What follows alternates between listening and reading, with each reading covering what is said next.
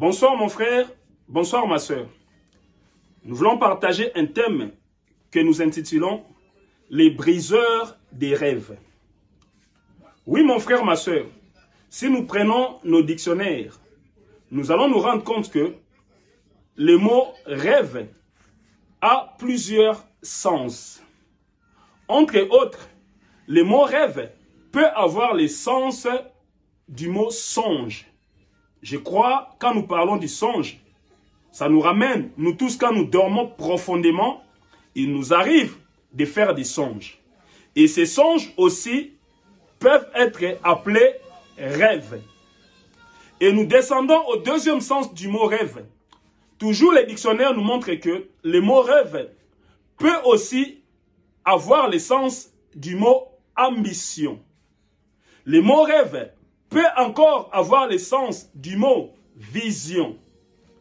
Le mot rêve peut encore avoir le sens du mot essence. Et quand nous parlons du mot essence, nous ne parlons pas de l'essence comme carburant, mais nous parlons de l'essence comme ton devenir.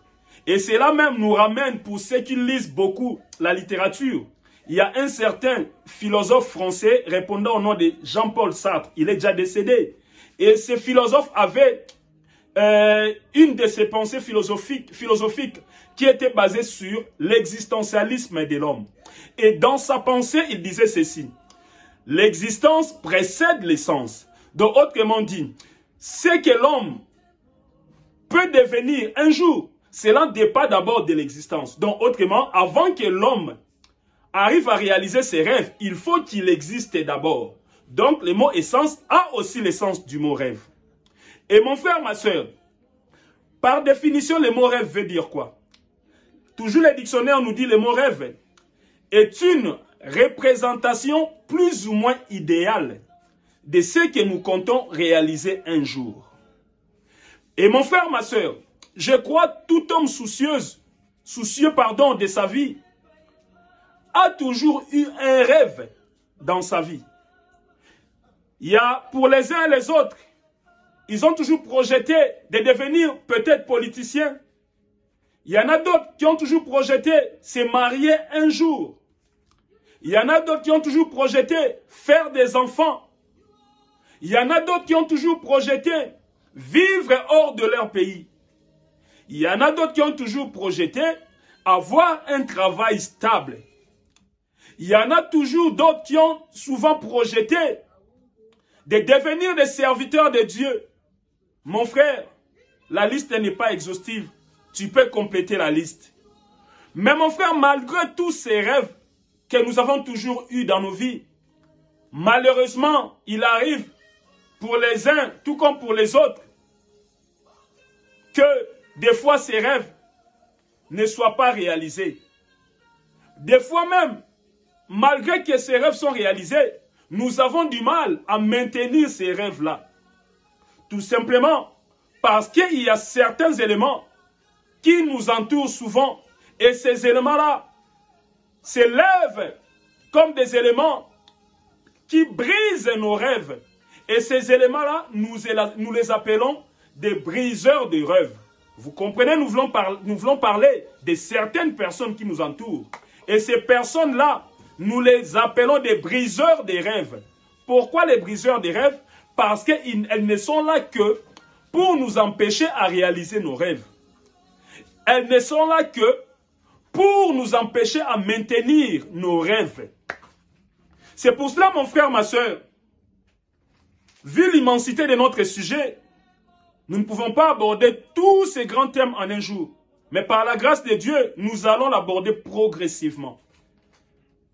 C'est pour cela, mon frère, ma soeur, si nous prenons nos Bibles au livre de Jean, chapitre 18, verset 11, là, la Bible nous parle du Seigneur Jésus-Christ, qui était arrivé au moment d'accomplir son grand rêve, qui était celui de se donner en rançon pour ton salut, mon frère, ma soeur, pour que, mon frère, tu puisses récupérer le pouvoir, la puissance, l'autorité que tu avais perdu par les péchés d'Adam et Ève vis-à-vis de Satan, le diable. Et le moment était arrivé d'accomplir ces grands rêves. Mais malheureusement, il y a eu un élément qui s'était levé face à lui. Et cet élément, nous l'appelons briseur, les briseurs des rêves. Et cet élément n'était autre qu'un de ses disciples, l'apôtre Pierre. La Bible nous dit, pendant que le Seigneur était à deux doigts d'accomplir son grand rêve, pendant que ses détracteurs étaient arrivés pour l'arrêter, afin d'accomplir ce que l'Éternel avait déjà arrêté depuis la nuit des temps, concernant les grands rêves du Seigneur Jésus-Christ.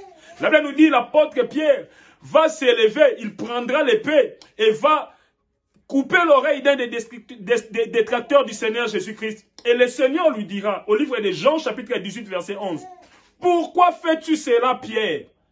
Est-ce que tu ne veux pas que je boive la coupe que mon Père avait réservée pour moi? Laisse-moi, je vais boire cette coupe-là. Je vais prendre cette coupe-là. » Vous imaginez, mon frère, ma soeur, alors que l'Éternel était en train d'accomplir son grand rêve, mais l'apôtre Pierre va se soulever pour briser ces rêves-là. Oui, mon frère, ma soeur, faute de temps, je vous demande, mon frère, de me suivre sur ma page YouTube, mon compte YouTube. Vous tapez la foi, la paix avec tous TV. Je répète, la paix avec tous TV.